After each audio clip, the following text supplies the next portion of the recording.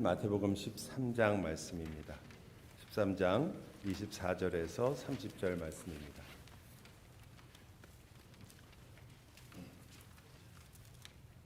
하나님의 말씀을 귀 기울여 들으시기 바랍니다. 예수께서 그들 앞에 또 비유를 들어 이르시되 천국은 좋은 씨를 제밭에 뿌린 사람과 같으니 사람들이 잘 때에 그 원수가 와서 곡식 가운데 가라지를 덧뿌리고 갔더니 싹이 나고 결실할 때에 가라지도 보이거늘 집주인의 종들이 와서 말하되 주여 밭에 좋은 씨를 뿌리지 아니하였나이까 그런데 가라지가 어디서 생겼나이까 주인이 이르되 원수가 이렇게 하였구나 종들이 말하되 그러면 우리가 가서 이것을 뽑기를 원하시나이까 주인이 이르되 가만두라 가라지를 뽑다가 곡식까지 뽑을까 염려하노라 둘 다 추수 때까지 함께 자라게 두라 추수 때에 내가 추수꾼들에게 말하기를 가라지는 먼저 거두어 불사르게 단으로 묶고 곡식은 모아 내 곡간에 넣으라 하리라. 아멘. 오늘 저희가 함께 구약을 읽을 시간을 잠시 빼게 되고 그 대신 성경 말씀을 저희 같이 읽은 이유는 일부의 예배를 저희가 진행하다 보니까 일부의 시간이 좀 모자랐어요. 다시 말씀드리면 설교가 좀 길 수 있다는 뜻입니다. 내용이 굉장히 많아서요. 다루고 싶고 여러분이 아셔야 될 게 너무 많습니다.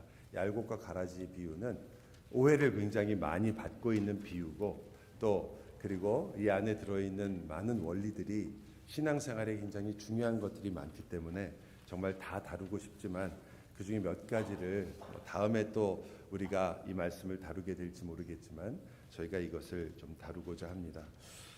이 알곡과 가라지 비유는 굉장히 유명한 비유고 그리고 역사적으로도 많은 논쟁이 있었던 논쟁이라는 게 뭐 이 구절이 무슨 뜻이냐의 논쟁보다는 이걸로 인하여 초대 기독교가 막 공인되기 직전에 있었던 박해 때문에 많은 사람들이 그 박해 속에서 예수를 포기하거나 자기 신앙을 포기한 사람들이 있었고 그 중에는 성직자들도 있었습니다. 그 사건이 결국 후에 도나투스 논쟁이라는 논쟁을 불러일으켰고 그것은 교회 안에 이렇게 배교한 사람들을 우리가 그대로 받아들일 수 없다. 어디까지 됐냐면 배교한 그 사람, 그 성직자가 세례를 준 사람은 그 세례를 인정해서는 안 된다라는 그런 문제까지 교회 안에 생기게 됐었습니다.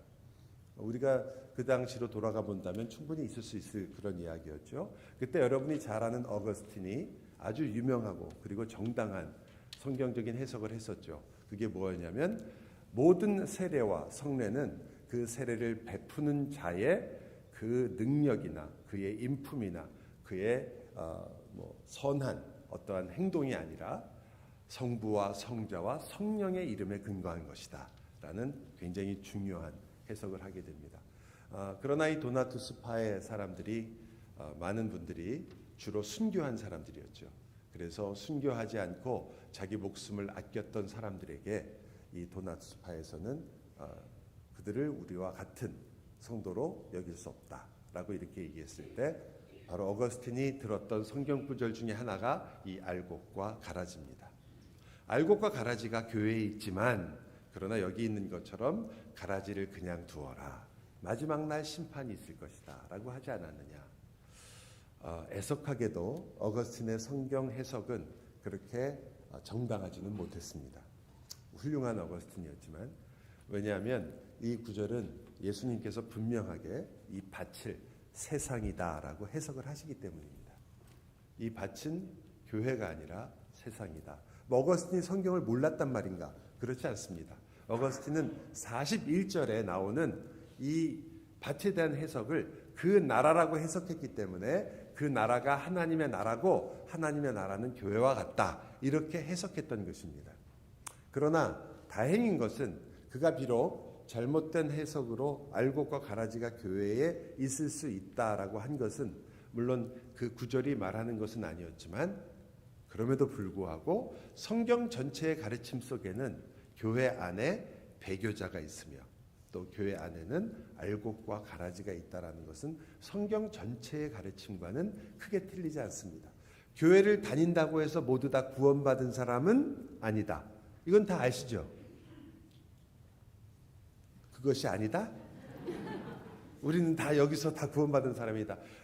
여러분의 마음을 흔들어서 여러분으로 하여금 공포에 젖게 하는 것이 아니라 우리가 그저 교회에 등록을 했거나 혹은 교회에서 나는 열심히 어려서부터 다녔다는 이유로 신앙인 것은 절대 아니라는 것은 여러분이 아실 겁니다.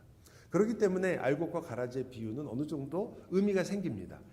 교회 안에도 그냥 교회 왔다 갔다 하는 사람이 있구나. 그런 사람들을 곧바로 하나님이 심판하시는 것이 아니라 두고 보신다. 이렇게 해석할 수 있었기 때문입니다. 그러나 본문과는 좀 거리가 있습니다. 본문은 분명히 세상을 이야기하고 있는 거죠. 세상에는 하나님이 지은 이 세상에 하나님의 백성, 즉 하나님의 나라가 있고 그리고 이 세상에 속한 나라가 같이 공존하고 있다는 것을 이 비유는 이야기하고 있습니다. 그래서 우리는 이 비유를 통해서 좀 몇 가지 중요한 내용을 살펴볼 수밖에 없죠. 그것은 바로 우리 신자들이 세상에서 어떻게 살아야 하며 하나님은 이 세상을 어떤 눈으로 보고 계신가를 보기 때문입니다. 여러분, 이 비유를 듣고 있는 분이 진짜 농부라면 농부가 돼보신 분이 별로 없으실 테니까 농부라면 이게 말이 정말 안 되는 비유입니다. 그래서 이해하기가 굉장히 어려운 거죠. 가라지가 자라고 있으면 농부가 하는 가장 중요한 일 중에 하나가 김을 매는 겁니다. 그죠? 가라지를 뽑는 거예요.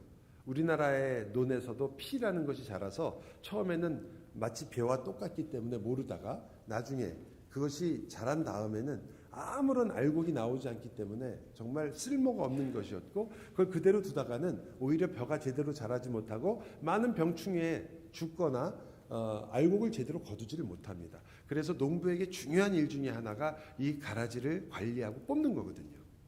너무나 당연한 일인데 여기 이 이상한 농부는 여러분이 들으면서는 참 마음 쓰던 농부구나 이렇게 생각했을지 모르지만 이 비유를 듣는 사람이 진짜 농부였다면 그들은 전부 다 아니 이상한 농부 아니야. 그 농부는 도대체 농부 자격이 있나. 저렇게 게으른 농부의 말은 들어서는 안 된다라고 생각했을 것입니다.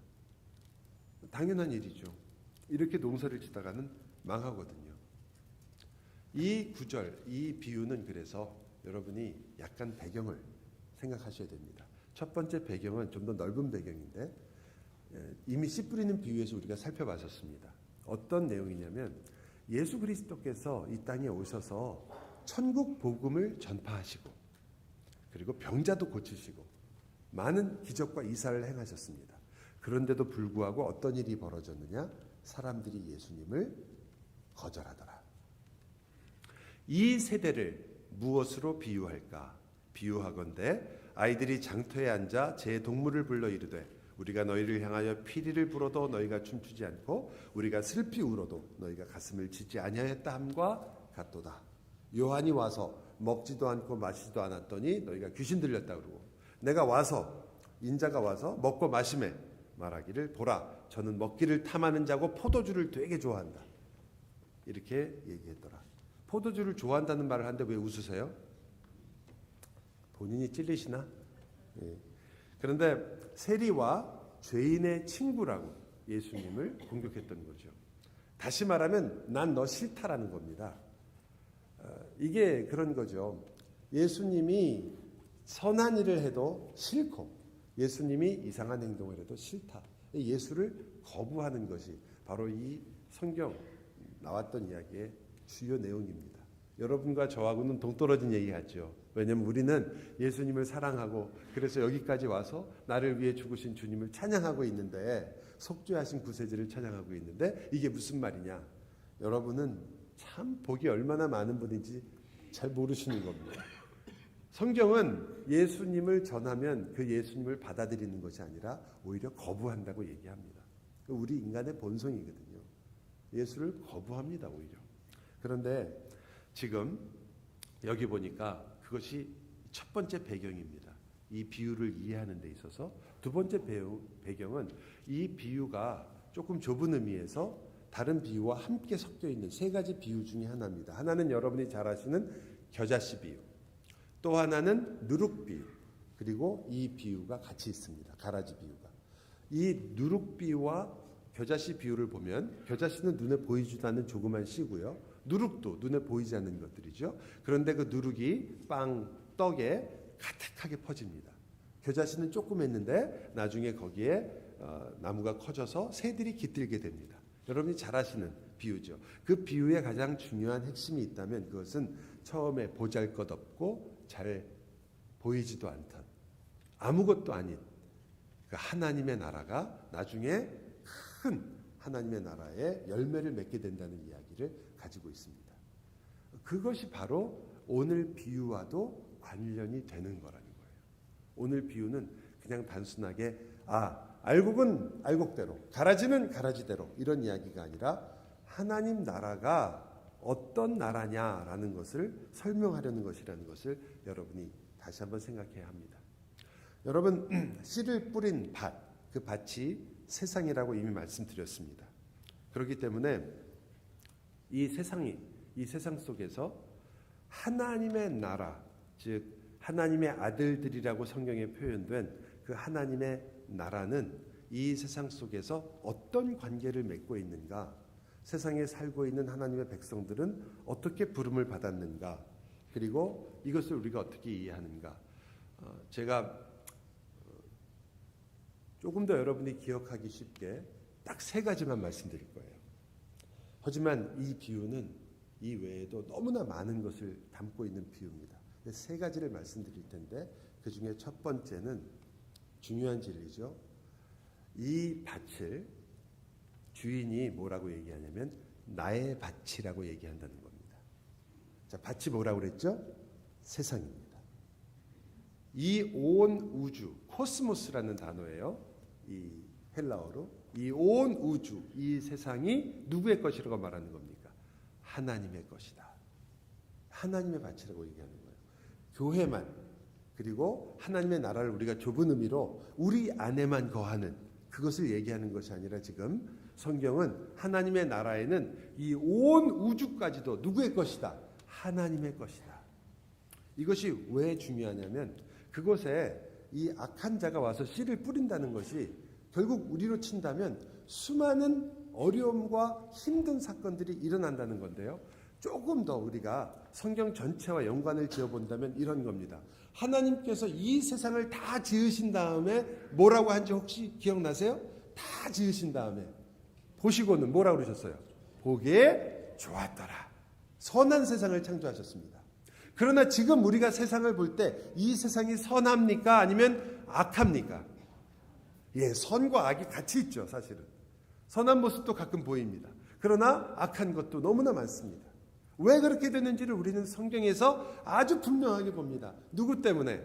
바로 아담과 하와라는 우리 인류를 대표했던 그들이 죄를 지으며 하나님을 떠난 순간부터 이 모든 세계 속에는 악한 것이 들어왔습니다. 여러분, 지금 밭에 하나님 말씀하시는 이 주인의 밭, 주님이 지으신 선한 곳에 하나님께서 선한 하나님의 자녀들을 놓으셨습니다. 아담과 하와도 선했습니다. 그러나 어떤 일이 벌어졌죠? 그들이 하나님과 같이 되고자 하는, 그리고 가장 하나님을 거역했던 죄에 빠졌을 때 결국 세상에는 무엇이 들어오게 됩니까? 죄가 들어왔고 악함이 들어왔고 이 세상은 결국 악함을 향해 나아가기 시작했습니다. 여러분, 이것은 따라서 우리 창세기의 내용과 상당히 유사한, 그리고 굉장히 연관된 내용을 얘기하는 것을 볼 수 있습니다. 예수님께서는 단지 교회라든지 혹은 잠깐 있을 이 이스라엘만을 이야기한 것이 아니라 아주 멀리까지 가고 계신 거죠. 창세기부터 이렇게 왔다. 자, 그렇게 봤을 때 여러분, 사실은 이 비유에서 자, 우리 중에 알곡이 있을까라고 한번 물어보자 말이죠. 여러분 어떠세요? 알곡이 있나요, 우리 안에? 지금은 여러분이 다 알고 계시죠? 예, 맞아요. 제가 질문 잘못했나요? 자, 창세기가 시작되고 아담과 하와가 죄를 지었습니다. 죄를 지은 것에 대한 대가는 뭐죠? 죽음입니다. 그리고 죽음이 이 땅에 들어오게 된 거죠. 자, 이제부터 인간은 사실상은 하나님께서 그들을 구원하시기 위해서 간섭하지 않는다면, 모두 다 어떻게 되는 거예요? 다 죽음밖에 없습니다. 그 안에 알곡은 하나도 없습니다. 전부 가라지죠, 원래. 무슨 말인지 아시겠죠? 우리 인간이 하나님이 우리를 돌아보사 우리를 구원하시려는 구원의 계획을 시작하지 않으셨다면 우리 모두에게는 아무런 소망이 사실은 없었습니다. 그것을 우리가 오늘 같이 로마서 3장에서 고백한 것처럼 의인은 없나니 하나도 없다는 뜻입니다. 다시 말하면 전부 가라진 거예요. 알곡은 아무도 없어요. 저를 째려보셔도 상관없어요. 예, 알곡이 없어요. 우리 안에 아무도 없었어요. 그런데 성경에서는 알곡의 얘기가 나온다는 거예요. 이게 성경을 읽으시면서 우리가 놀라야 되는 겁니다. 여러분은 스펄전 목사님도 말했지만 많은 경우에 제일 질문이 뭐냐면 왜 에서는 버리셨냐 이걸 많이 물어봐요. 스펄전 목사님이 그 얘기를 듣고 이렇게 말했어요. 그건 하나도 이상하지 않다. 야곱을 왜 구원해 주셨는지가 그게 이상한 거다. 무슨 말인지 아시겠죠? 예, 하나님께서 우리를 그냥 놔두면 우리 모두는 다 사실은 아무런 소망이 없이 죽을 수밖에 없는데 왜 야곱을 구원하셨을까? 왜 우리를 사랑한다고 하셨을까? 왜 우리를 구하셨을까? 그걸 나는 이해를 못하겠다. 그게 맞는 질문이라는 거죠. 우리 모두가 다 가라지인데 알곡의 얘기가 나오는 거예요, 성경에. 그게 놀라운 거죠. 자, 오늘 그래서 첫 번째 저는 여러분과 함께 나누고 싶은 것은 바로 이 주인이 누구냐, 밭의 주인이 하나님이시고 세상 나라가 이 땅에 들어왔는데도 불구하고 하나님께서 하나님 나라를 이 땅에 그대로 지키셨고 두 개의 나라가 있었지만 그 세상 나라가 아니라 하나님의 나라를 위해서 하나님께서 이 모든 일을 진행하시기 시작했다. 이 부분을 좀 여러분이 생각했으면 좋겠다는 거죠. 맞습니다. 이 세상 나라는 하나님의 나라를 공격합니다. 하나님의 아들들을 공격하고 열매를 못 맺게 하고 성장하지 못하게 하죠. 그래서 가라집니다. 신자의 삶은 그럼에도 불구하고 가라지가 아니라 알곡에 속해 있습니다. 그렇지만 바로 이 이야기에 나오는 것처럼 신자는 끊임없이 도전을 받습니다. 끊임없이 이 세상은 우리가 하나님 나라의 기쁨과 하나님 나라의 즐거움과 하나님 나라의 열매들을 맺지 못하도록 그것들을 우리가 누리지 못하도록 끊임없이 도전하고 흔들어대고 공격합니다. 우리가 대개 말하는 환난과 고통과 풍파가 우리에게도 여전히 있습니다. 그것이 바로 우리가 어리석은 이유 중에 하나입니다. 우리는 정말 어리석어요. 복음을 믿는다는 거 정말 어리석은 일입니다. 여러분, 세상 사람들과 우리가 하나도 다르지가 않거든요. 여러분, 만약 우리가 기억하는 911을 생각해 봅시다. 두 빌딩, 큰 쌍둥이 빌딩이 무너졌습니다. 그 안에 예수 믿는 사람은 한 명도 없었을까요? 있었습니다. 하나님께서 그 빌딩이 무너질 때 믿는 사람들은 쏙쏙 빼서 하늘로 올려주셔야 되지 않을까요? 예수 믿는 사람들인데, 하나님의 자녀인데 그런 일은 생기지 않았습니다. 여러분, 지진이 일어난다면 믿는 사람의 집은 하나도 흔들리지 않고 믿지 않는 집들만 다 무너진다면 여러분 생각하기에 역시 하나님은 살아계시다 이렇게 생각할 수 있을 것입니다. 그건 반대가 돼야 맞는 거 아니에요? 우리들은 죽어도 갈 때가 있으니까 우리 집은 무너지더라도 아직 예수를 안 믿은 사람들의 집은 그래도 살려놓으셔서 하나님이 그들에게 구원의 기회를 주셔야 되는 게 그게 맞는 거 아닌가요? 여러분과 저의 생각은 사실은 예수를 믿기 때문에 특혜를 받고 싶습니다. 그게 우리의 마음이죠. 그리고 우리는 그것을 당연하다고 여깁니다. 아니 그렇지 않으면 왜 예수를 믿어? 아니 하나님을 왜 믿어? 이 세상에 그런 일이 벌어지는데 하나님을 믿으니까 하나님이 그걸 피하기도 하게 하고 하나님이 보호하시고 이런 게 없으면 왜 믿어? 라고 생각하는 거죠. 여러분, 그걸 안 해주는데도 믿기 때문에 기적이에요, 사실은. 여러분 생각에 아니 목사님 그럼 예수 믿어서 돌아오는 게 뭡니까? 그 질문을 하셔야 돼요. 원래 예수를 믿으면 모든 재난이 여러분을 피해가고 자식은 시험을 치기만 하면 공부를 안 해도 100점을 맞고 여러분은 집을 사기만 하면 집값이 오르고 여러분이 뭐 복권이라도 한 장 사면 5불짜리라도 걸리고 이런 일이 벌어지지 않더란 거죠. 예수 믿는 사람이나 믿지 않는 사람이나 어려움을 똑같이 겪더라는 거예요. 복음대로 사는 일, 복음을 믿고 사는 일, 하나님 나라에 속해 사는 일은 사실은 굉장히 어리석은 일이지, 세상이 보기에. 무언가 우리가 원하는 화끈한 것을 주시는 것과는 크게 상관이 없습니다. 그거를 제가 말씀드리는 거예요. 겨자씨, 누룩, 별 볼 일이 없단 말이에요. 와, 이거는 신기만 하면 엄청난 것이 나오겠구나 라고 보이지가 않아요. 예수 믿으면 야, 정말 대단한 일이 생겨서 모든 어려움을 다 이겨내고 어떤 일이 있어도 우리는 이 땅에서 가지고 싶은 거 다 갖고 부자 되고 잘 살게 되겠구나, 이런 보장이 없어요. 여러분 혹시 그런 보장을 여러분이 원해서 이 자리에 오셨다면 여러분 다시 한번 생각하세요. 성경은 그것을 약속하지 않거든요. 여러분에게. 여러분이 그러면 도대체 예수 믿는데 좋은 게 뭡니까? 라고 물어보는 게 그게 정당한 거예요. 원래 우리가 굉장히 어리석은 일을 하고 있는 겁니다. 모든 종교와 모든 신들은 여러분에게 분명히 더 좋은 걸 약속합니다. 여러분, 이스라엘이 왜 가나안 땅에 들어가서 그 좋은 여호와를 놔두고 바알을 쫓았겠어요? 아니, 바다를 가른 신입니다. 여러분 생각해 보세요. 매일 하루도 안 빠지고 만나가 내렸던 신이에요. 그런데 그 신을 두고 어떻게 그들이 다른 신 바알을 섬길 수가 있었단 말이에요. 우리가 아무리 생각해도 이해 안 가는 장면 아닙니까? 근데 그렇게 했다고요. 왜냐하면 하나님은 자기들이 원하는 때에 원하는 걸 들어주질 않는 거라. 하나님, 만나면 맨날 주시기에요. 매출하기도 주세요 라고 막 졸르니까 하나님이 그냥 준 것도 아니고 입에서 냄새 나도록 주시고, 그것 때문에 엄청 고생했어요. 주시려면 주시지. 정말 뒤끝이 대단해요, 하나님이. 주시려면 그냥 마음씨 좋게 주시면 될 거예요. 왜냐하면 하나님은 그들이 매출하기를 먹는 게 하나님에게 중요한 게 아니라 그들이 하나님의 자녀로서 하나님의 자녀의 삶을 살아가는 게 하나님의 최고의 관심인데, 우리는 뭐만 달라고 그러는 거예요? 맨날 내 눈에 보이는 것만 원하기 때문입니다. 그러니까 그걸 안 들어주는 경우가 종종 생긴단 말이에요. 그럼 우리는 이해가 안 가죠. 왜 하나님이 어떻게 이럴 수가 있는가? 아니, 다른 사람 다 코비드에 걸리더라도 믿는 사람들은 안 걸려야 되는 거 아니에요? 근데 똑같아요.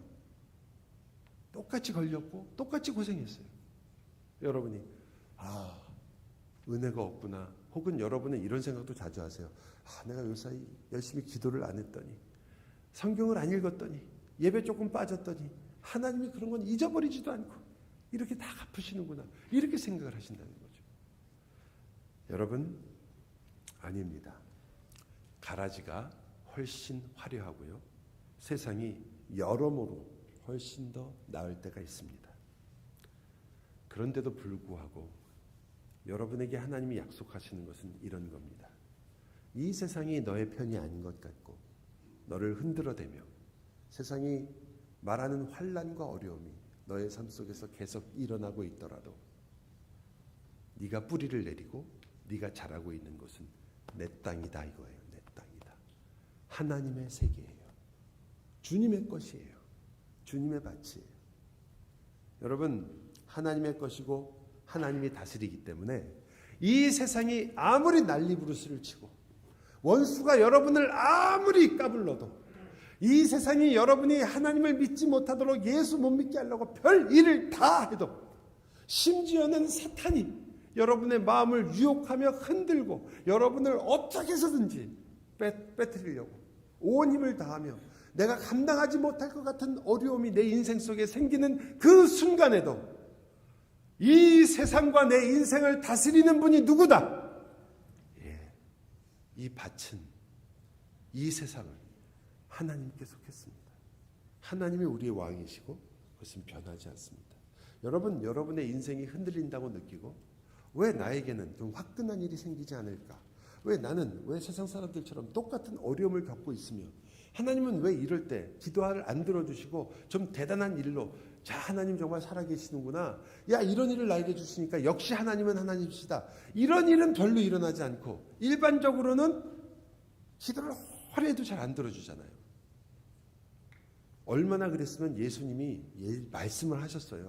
너희가 기도를 아무리 해도 들어주지 않을 때 지칠까 봐 내가 이 이야기를 한다. 왜? 여러분의 뜻, 여러분이 원하는 것, 여러분이 생각하는 세상, 여러분이 원하고 있는 것들은 가라지 세상이거든요. 여러분 출신이 어디라고요? 알곡이 아니라 어디라고요? 가라지거든요. 우리 출신이 그래요. 우리는 뭘 원해요? 언제 편해요? 가라지처럼 살 때가 편하다고요, 우리가. 아니, 너무 기분 나빠하지 마세요. 우리가 가라지라는 사실이 왜 우리가 마치 이민을 생각해 보세요. 지금 여러분 여기서 한국신문 보는 게 편하지 월스트리트 저널 이런 거 보는 게 편하지 않으시잖아요. 한국신문 훨씬 편하잖아요. 우리 옛날의 습관과 옛날에 살던 방식이 여전히 우리 몸에 있다고요. 그리고 그렇게 사는 게 좋단 말이에요. 여러분 돈을 버는 게 좋아요? 돈에 쪼달리는 게 좋아요? 이런 어리석은 질문을 여러분이 생각을 하는 게 이상한 거죠. 여러분 건강한 게 좋으세요? 아픈 게 좋으세요? 우리 생각은 그 두 가지밖에 없죠. 우리는 이게 안 나와요. 아니요. 저는 그 모든 것 속에서 하나님을 찾는 게 제일 좋습니다. 이 대답이 안 나와요, 우리가. 성경은 근데 뭘 원하는 거예요? 이 대답을 원하는 거거든요. 내가 너의 아버지이냐? 내가 너의 함께 가는 자이다. 내가 너의 하나님이다. 내가 너를 사랑한다. 나와 가까이 살자. 이게 하나님이 여러분에게 원하시고 하나님이 여러분과 같이 가고 계신 그게 답인데 우리에게는 딱 두 가지밖에 없어요. 돈이 있냐 없냐. 건강하냐 건강하지 않느냐. 내 기도를 들어주냐 안 들어주냐.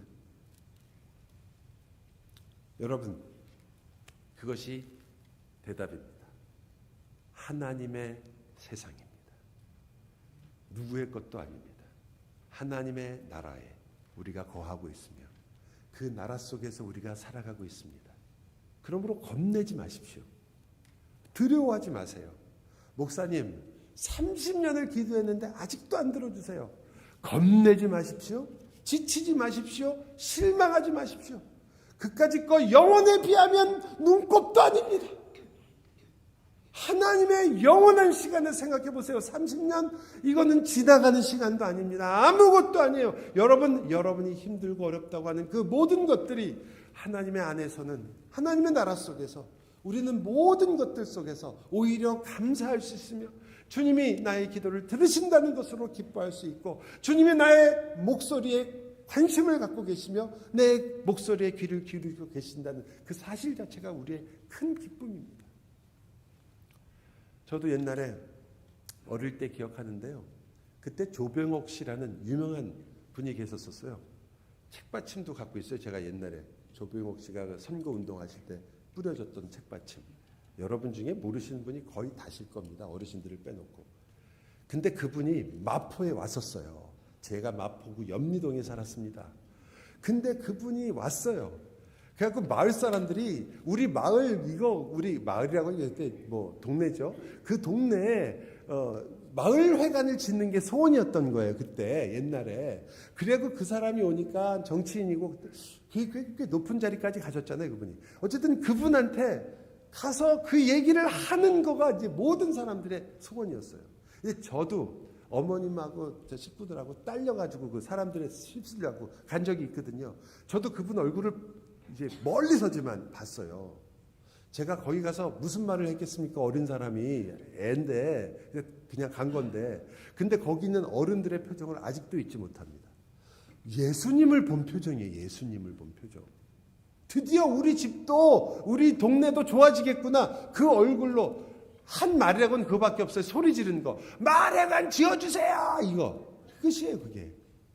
근데 그거를 영광으로 삼으시고 저희 어머님도 자주 얘기하시고 저희 동네 분들도 자주 얘기하셨어요. 대통령도 아니고. 그냥 마을 조금 고쳐줄 수 있는 사람이었는데요.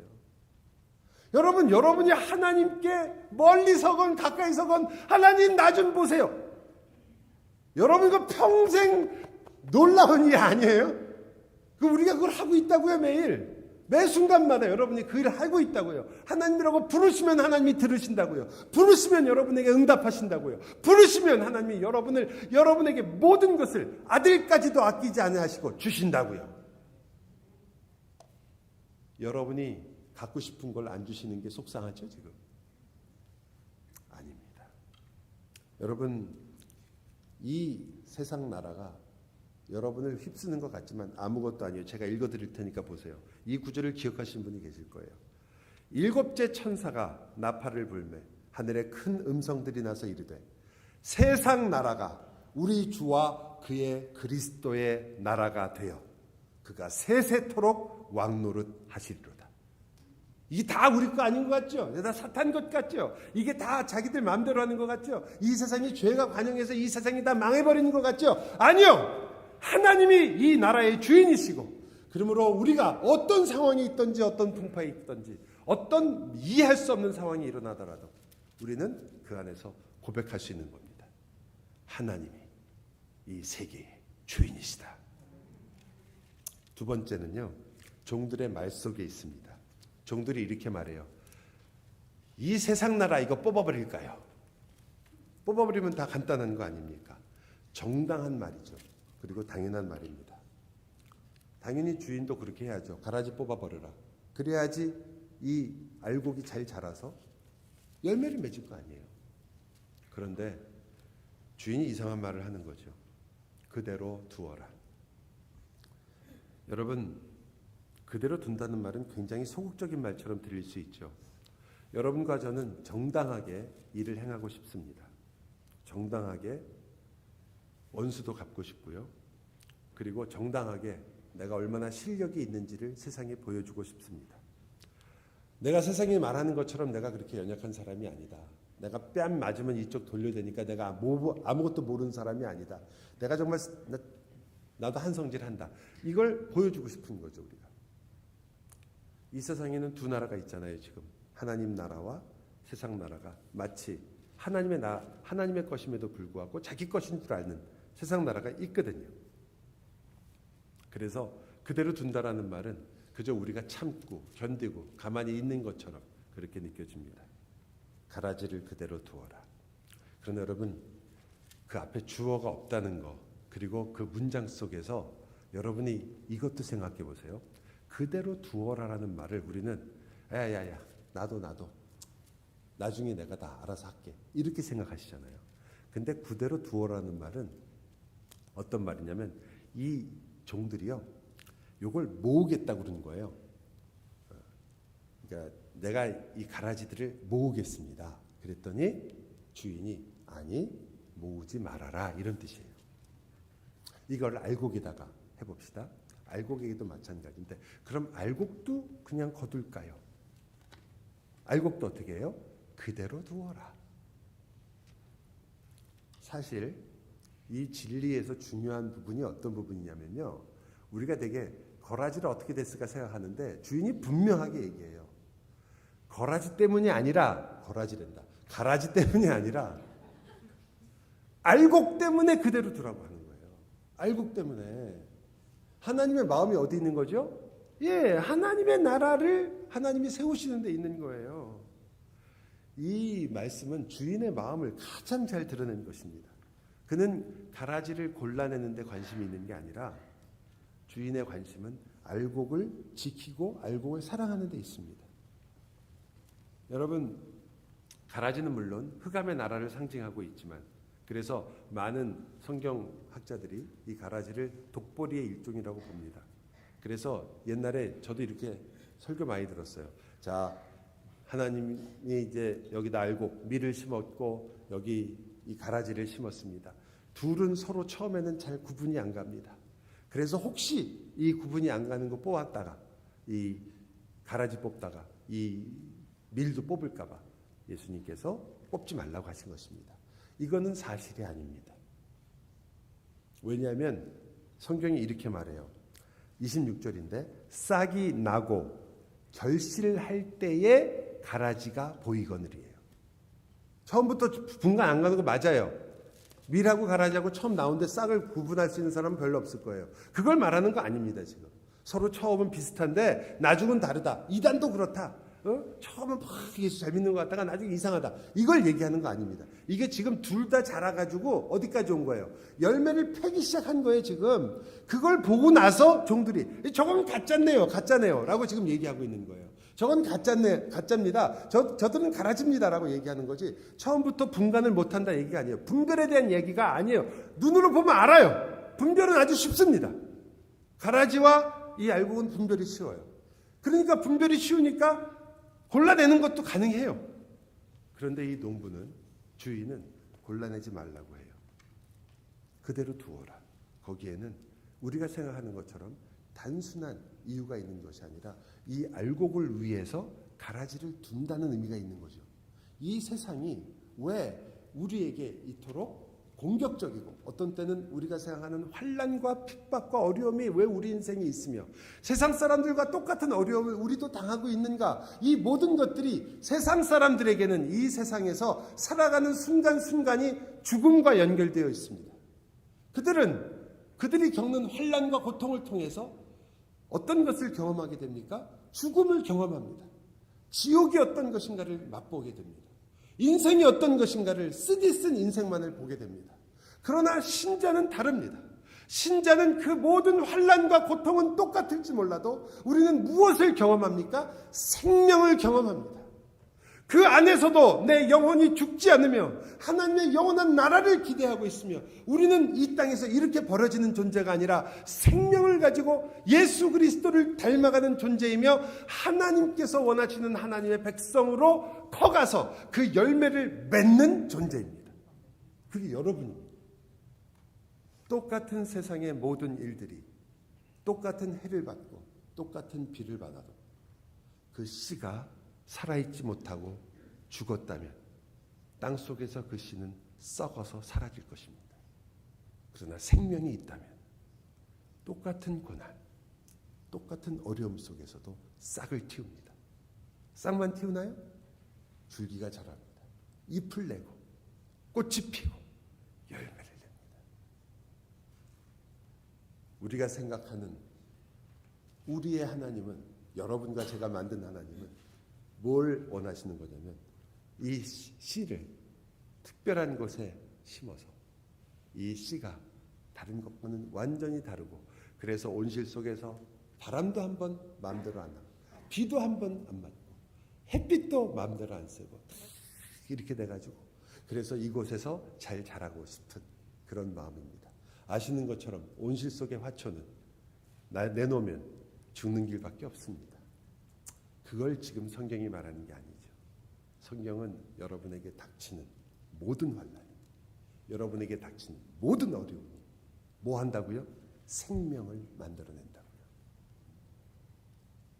알아요. 아멘하기 굉장히 어려운 말입니다. 저도 설교를 하고 있지만 쉬운 일이 아니라는 걸 압니다. 그러나 이것이 진리입니다. 여러분의 인생 속에서 우리는 깜짝깜짝 놀랄 일을 겪게 됩니다.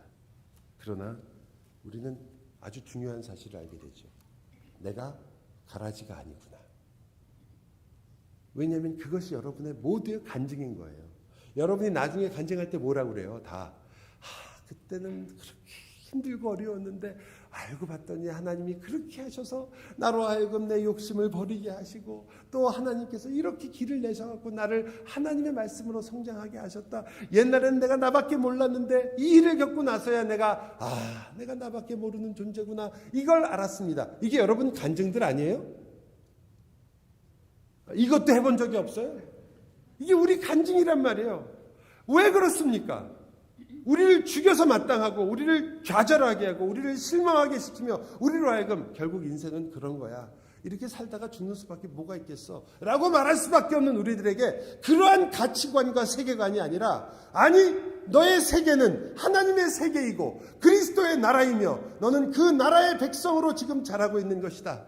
네가 지금 일어나서 수많은 어려움과 심지어는 어떤 때는 꺾여버리는 것 같은 아픔 속에서도 죽지 않는 것은 무엇이 있기 때문에, 생명이 있기 때문에, 예수가 있기 때문이란 말이에요. 여러분, 이 가라지 이야기에 또 하나의 놀라운 점이 무엇이겠습니까? 이 농부가, 이 주인이 끝까지 함께하고 있다는 점입니다. 저는 이것을 이렇게 표현하고 싶습니다. 주인은 가라지 가운데로 들어오셔서 알곡들을 지키시고 열매를 맺게 하는 농부입니다. 여러분과 저는 혼자 가는 것이 아니라 그리스도께서 이 세상에 들어오셨기 때문에 갑니다. 이 가라지밖에 없는 세상에 주님이 들어오시는 순간 알곡이 드러나기 시작한 거죠. 그리고 그 알곡들을 모았더니 여기 이렇게 주님을 찬양하며 주님을 바라보는 이들이 생겼습니다. 그리고 저는 여러분에게 말씀드리는 거죠.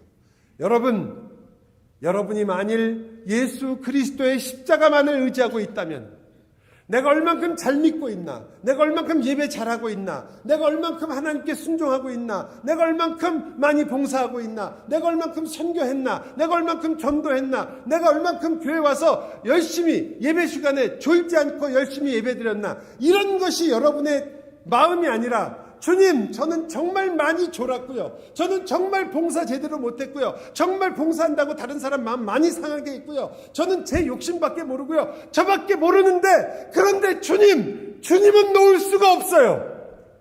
십자가를 내가 부인할 수 없습니다. 내가 그리스도를 의지합니다. 나의 그 모든 것들은 부족하고 연약하지만 나는 주의 십자가를 붙들고 있습니다. 알곡이 드러나는 순간이란 말이에요. 그게요. 여러분은 물론 그렇게만 살 수는 없습니다. 알곡은 열매가 있는 건데, 여러분이 아무런 열매도 없는 껍데기만 있는 진짜 가라지는 아니잖아요. 여러분은 그리스도를 닮아가며 그리스도 안에서 자라갑니다. 그러나 여러분이 하나님 앞에 내어놓는 것은 내가 이 인생을 어떻게 이만큼 살았냐가 아닙니다. 또 여러분이 내가 그래도 바쁜 중에도 요만큼은 했다, 이것도 아닙니다. 내가 그래도 이만큼 최선을 다해서 할 수 있는 한은 했다도 아닙니다. 혹은 많은 분들이 하는 것처럼, 주님, 제가 참 주님을 섬기고는 싶었는데 이 육신이 약했습니다. 제가 마음이 안 좋았습니다. 제가 여러 가지 사정이 있었습니다. 이런 것도 아닙니다. 여러분이 주님 앞에 내어놓을 것은 예수 그리스도 그분밖에 없습니다. 그리고 그것이 여러분의 인생이 되어야 합니다. 그리스도가 나의 인생이어야 합니다. 나의 모든 것이 되시는 겁니다. 나의 죄가 되시고, 나의 거룩도 되시고, 나의 사랑도 되시고, 나의 기쁨도 되십니다. 나의 죄가 되셨을 때 나는 나의 죄를 십자가에서 사함을 받는 것이요, 나의 사랑이 되셨을 때 그 사랑이 나를 감싸 자라게 하는 것이요, 나의 겸손이 되었을 때 나의 삶이 자랑할 것이 없이 주님 앞에 납작 엎드리는 것이요, 나의 인내가 되었을 때 나는 그리스도께서 십자가에서 모든 고난을 당하신 것처럼 이 세상의 고난 속에서 그리스도와 함께 그것을 이겨내는 자리에 같이 걷게 되는 것입니다. 그러므로 여러분, 잊지 마십시오. 마지막 세 번째는 여러분이 너무나 잘 아는 거죠. 하나님은 이 모든 것에서 반드시 공의로움을 이루실 것이다. 우리가 잘 아는 심판이 있다라는. 그래서 우리는 알게 됩니다. 마지막 날 심판이 있을 것이고, 그러나 그 심판은 그때만 이루어지는 것이 아니라 이미 오늘 우리가 살아가는 매일매일의 삶 속에서도 하나님의 나라는 우리 안에서 이루어지고 있습니다. 십자가가 사탄의 머리를 밟았습니다. 마지막 날 사탄은 완전히 소멸되듯이 지옥에 영원히 갇히게 될 것입니다. 그러나 십자가에서 이미 사탄은 실패하고 또 패배했습니다. 그 능력의 그리스도의 십자가가 오늘 나를 살게 하고 있습니다. 물론 내 안에서도 계속 싸움이 일어납니다. 주님 앞에 온전히 가는 그날까지 우리는 여전히 죄 속에 있기 때문입니다. 이 세상이 이 세상 나라가 우리를 감싸고 있으며 우리를 붙들고 있습니다. 그러나 우리는 알게 되는 거죠. 그 영광의 나라가 임할 때에 내가 하나님의 영광을 누리는 것처럼 오늘 나는 그 영광을 시작한 사람이고, 그리고 이제 우리는 그 하나님의 은혜를 잊을 수 없으며, 그래서 내 자신을 의지할 수 없고 내 신앙을 내가 세우지 않으며 훈련이나 혹은 연습이나 그 모든 것조차도 은혜로 한다는 것을, 내 세상에서 여러분이 겪는 조그만 일들, 오늘부터 일주일 동안 여러분이 겪을 수많은 일들, 그거 전부 다 하나님이 여러분에게 말을 거시는 겁니다. 아무리 적은 순간이라도 하나님이 여러분에게 말씀하시고 하나님이 여러분에게 그 사랑을 이야기하시는 순간들입니다. 아플 때도, 힘들 때도, 속상할 때도, 답답할 때도, 잘 때도, 일어날 때도, 여러분이 밥을 먹을 때도, 그 모든 순간에도 하나님은 여러분과 함께 여러분을 알곡으로 키우게 하시기 때문입니다. 단 1초도, 아니 1000분의 1초도 신자에게는 허비가 없습니다. 모든 것이 하나님의 다스림 속에 있으며 하나님께서 여러분과 함께 이루어가는 시간이기 때문입니다. 그래서 하나님의 백성들은 추수를 하는 그 시간까지, 하나님의 구원이 온전히 이루어질 때까지 그리스도 안에서 살게 되며 견디게 되고 일어나게 됩니다. 성경은 이것을 선행이라 이렇게 이름을 붙입니다. 여러분이 드디어 맺게 되는 열매들을 말하는 거죠. 그러므로 기억해 주십시오. 그리스도께서 여러분 안에 오신 것은 바로 가라지 가운데 오신 것이었고, 그리스도가 오자마자 알곡이 드러났습니다. 여러분과 저는 주님의 손길이 얼마나 아름다운가를 이제까지 증명할 수 있는 증거들이고, 그리고 선한 농부는 우리를 지켜내실 것입니다. 성경은 하나님 나라의 아들들, 모든 고난 중에도 하나님께서 지켜주신 이들을 이렇게 표현합니다. 그때에 의인들은 자기 아버지 나라에서 해와 같이 빛날 것이다. 이 세상에 비친 빛의 아들들, 여러분, 이 땅에서도 분명히 빛날 것입니다. 그러나 여러분의 빛은 고난을 받는 빛이요, 고난을 통하는 빛입니다. 죄와 나의 욕심과 싸우며 여러분은 빛날 것입니다. 외부의 수많은 고난과 풍파와 싸우며 여러분은 빛날 것입니다. 여러분과 저는 그 빛을 보지 못할 수도 있습니다. 하지만 하나님은 보실 것입니다. 왜냐하면 그 빛은 예수 그리스도의 빛이기 때문입니다. 이 모든 것이 마칠 때 사랑하는 성도 여러분, 여러분도 해같이 빛날 것이고 모든 죄가 사라질 것이며 다시는 죄짓지 않을 것입니다. 눈물과 슬픔도 그칠 것이며 그때 우리는 우리의 영원한 빛 되신 주님과 함께 성경이 말하는 그대로 해와 같이 빛날 것입니다. 여러분, 오늘 괴로우시면 그 빛나게 될 여러분을 기억해 주십시오. 제가 위로가 될지 모르겠지만 다시 한번 말씀드리겠습니다. 빛나 보이지 않고 여러분 얼굴에 시커먼 검댕이만 묻어 보이고 거울을 봐도 여러분 얼굴이 별 볼 일이 없어 보이면 기억해 주십시오. 그래봤자 40년. 여러분이 해와 같이 영원히 빛날 날은 영원한 날입니다. 기도합시다. 사랑의 주님, 저희가 그 영원하신 주님의 손길 아래서 자라고 있는 알곡들임을, 그래서 그 주님께서 이 세상의 나라 속에서 하나님의 나라를 지키시고 보존하사 이 나라를 통하여 영광을 받으신다는 것을 저희가 잊지 않게 하여 주옵소서. 우리가 하나님의 영광이지, 우리가 하나님의 영광을 위해 동원받아서 이 자리에 와서 앉아있는, 그리고 어떻게 하든지 영광을 한번 해보려고 애쓰고 있는 자들이 아니라 이미 주님께서 우리를 하나님의 영광으로 부르셨고, 그래서 우리로 하여금 그리스도 안에서 빛나게 되기를 원하시는, 그리고 그 길을 가고 있는 하나님의 백성이라는 것을 주여 잊지 않게 하여 주옵소서.